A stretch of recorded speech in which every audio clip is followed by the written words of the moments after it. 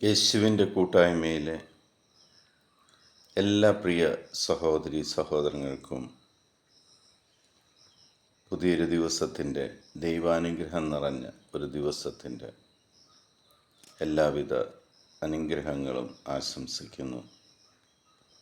ഇന്ന് നമ്മൾ ശ്രവിക്കുന്ന തിരുവചന ഭാഗം എസെക്കിയേൽ പ്രവാചകൻ്റെ പുസ്തകം 18-ാം അധ്യായം 9-ാം തിരുവചനം.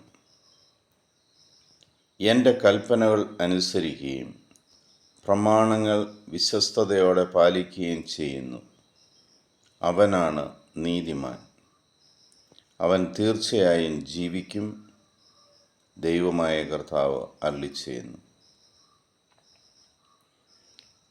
പിതാവായ ദൈവം മോശ വഴി ഇസ്രായേൽ ജനത്തിന് കൈമാറിയ ദൈവത്തിൻ്റെ കൽപ്പനകൾ, 10 പ്രമാണങ്ങൾ അതനുസരിക്കുകയും വിശ്വസ്തയോടെ പാലിക്കുകയും ചെയ്യുന്നവനാണ് നീതിമാൻ എന്ന് ദൈവം വളരെ വ്യക്തമായിട്ട് പറയുന്നു. അതിലെ 1-ാമത്തെ പ്രമാണം തന്നെ വളരെ ശക്തമാണ്. നിന്റെ ദൈവമായ കർത്താവ് ഞാനാകുന്നു, ഞാനല്ലാതെ മറ്റൊരു ദൈവം ആകാശത്തോ ഭൂമിയിലോ നിനക്കുണ്ടാകരുത്.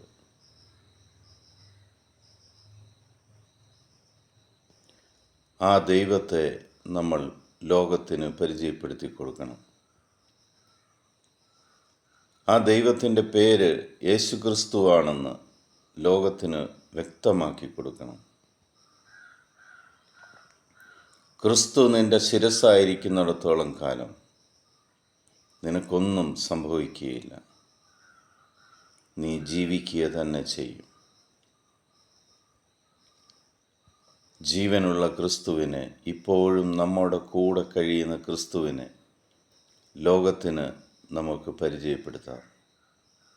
പിതാവായ ദൈവത്തിൻ്റെയും പുത്രനായ യേശു ക്രിസ്തുവിൻ്റെയും പരിശുദ്ധാത്മാവിൻ്റെയും കൃപയും അനുഗ്രഹവും സമാധാനവും എപ്പോഴും നിങ്ങളുടെ കൂടെ ഉണ്ടായിരിക്കട്ടെ.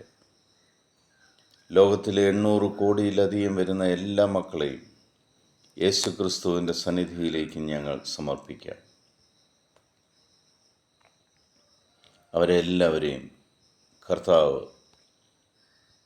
മാറോട് ചേർത്ത് പിടിച്ച് ദർശനങ്ങളാലും അടയാളങ്ങളാലും അത്ഭുതങ്ങളാലും യേശുവിൻ്റെ തിരുമുഖം ദർശിച്ചുകൊണ്ട് ഈശോ ഏകരക്ഷകനും നാഥനുമാണെന്ന് വിശ്വസിക്കുവാൻ അവരെ ദൈവം തിരഞ്ഞെടുക്കട്ടെ എന്ന് പ്രാർത്ഥിക്കാം. ലോകസമാധാനത്തിനു വേണ്ടി പ്രാർത്ഥിക്കാം. യുദ്ധങ്ങൾ പൂർണ്ണമായി നീങ്ങിപ്പോകുവാൻ, യുദ്ധക്കെടുതിയിൽ വലയുന്ന എല്ലാ മക്കൾക്കും ആശ്വാസം പകരുവാൻ സർവശക്തനായ ദൈവം ഇടയാക്കട്ടെ എന്ന് പ്രാർത്ഥിക്കാം. യേശു ഈ നിമിഷം ഈ ഭൂമിയിൽ ഇറങ്ങി വന്ന് സമാധാനം പുനഃസ്ഥാപിക്കട്ടെ എന്ന് പ്രാർത്ഥിക്കാം. രാഷ്ട്രത്തലവന്മാർ നല്ല തീരുമാനങ്ങൾ എടുക്കുവാൻ പ്രാർത്ഥിക്കാം.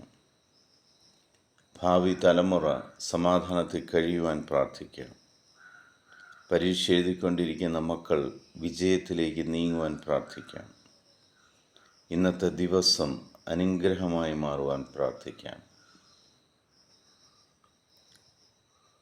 നമ്മുടെ രക്ഷകനും നാഥനുമായ സമാധാനപ്രിയനായ യേശു ക്രിസ്തുവിൻ്റെ സമാധാനം സന്തോഷത്തോടുകൂടി ഞാൻ നിങ്ങൾക്ക് പങ്കുവയ്ക്കുന്നു. ഈശോ മിശിഹായ്ക്ക് സ്തുതിയായിരിക്കട്ടെ.